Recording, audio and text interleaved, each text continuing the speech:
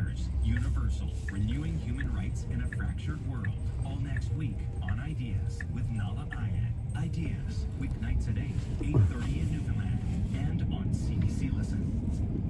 In the late 1990s, a plush electronic toy... Now turn left onto Nelson Street. The Furby. Could it be behind the fluffy facade was something more sinister linked to international espionage? Joanne McNally investigates. Did Furbies spy on us? On CBC Podcast Showcase after the news.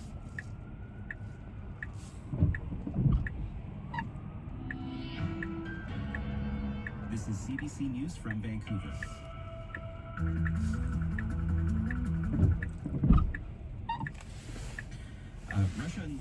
Russia unleashed another overnight missile and drone attack on Kiev.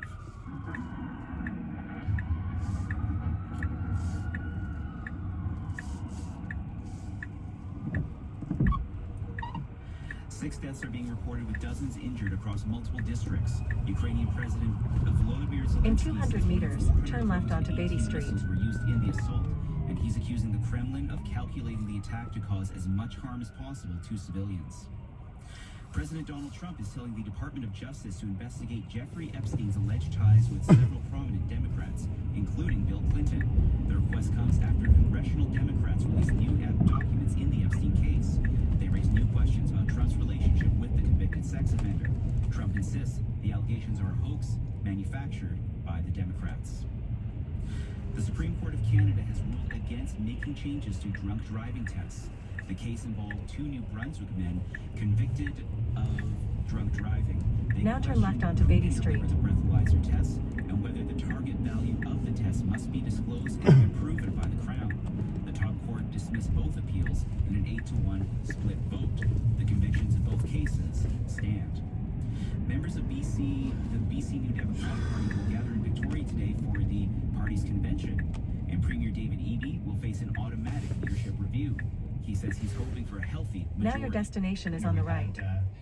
Big challenges in British Columbia that our government is working to respond to. I expect to hear some frank critique from my friends in the party, as well as I think some recognition of some of our accomplishments. At the last convention 2 years ago, Eby had the backing of more than 93% of delegates, but that was before the party's narrow victory in the provincial election last year. One political analyst says he thinks the premier will need more than 75% support to avoid questions about his leadership. The federal government says it will let the province take the lead in an effort to deal with an unauthorized dump on Cowichan Reserve lands. BC's Environment Ministry has ordered the operator to stop operations and begin cleanup. But earlier this week, Cowichan Tribe says it has been trying to get federal agencies to act since 2010. The province has given the dumper operator until midnight Monday to submit a remediation plan and says that it will follow up to ensure compliance. The Saskatchewan Roughriders will face off against the Montreal Alouettes in the 112th Grey Cup this weekend. This is the last game before some controversial CFL rule changes take effect next season. Karen Pauls explains. The new rules embrace innovation and perpetual improvement while protecting what makes Canadian football special. In September, the league's new commissioner, Stuart Johnston, announced a series of changes to take place in the next 2 years, including shortening the field and end zones, moving the goalposts to the back of the end zone, and eliminating one of the quirkiest rules in the CFL, known as the Rouge. A single point awarded when the ball is kicked wide of the goalposts and goes out the back of the end zone. Some fans and players worried the changes are too much like the NFL. Friday, Johnston said he's committed to the Canadian version of the game. 3 downs, 12 players, unlimited motion, 65 yards wide, and huge end zone. Meanwhile, the Grey Cup is sold out. Winnipeg already buzzing with passionate fans. Karen Pauls, CBC News, Winnipeg. And King Charles is celebrating his 77th birthday in Wales today.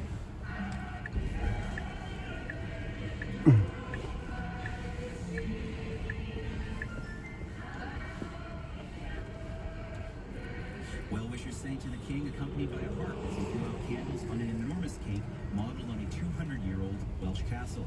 Charles took part in the opening of a light rail depot and even took controls of a train.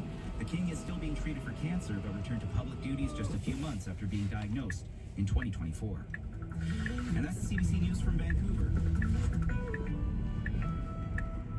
And now your Metro Vancouver forecast.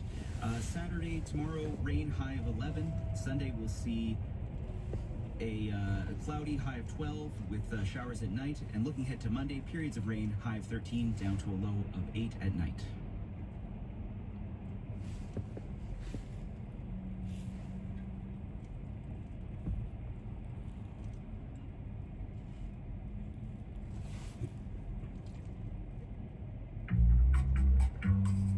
I'm Gavin Crawford, and this is the CBC Podcast Showcase, where we bring some of our favorite podcasts to your radio. Today we're listening to episode 2 of Joanne McNally Investigates. Did Furby spy on us? Last week we heard about how the popular 90s toys were banned from the NSA headquarters and other U.S. government buildings over fears they were secretly being used as listening devices. Today, our intrepid host, Joanne McNally, goes straight to the source.